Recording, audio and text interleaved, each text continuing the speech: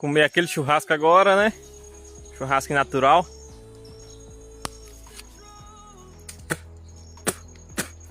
Acho que era carne de gambá, viu? Tá ruim esse churrasco.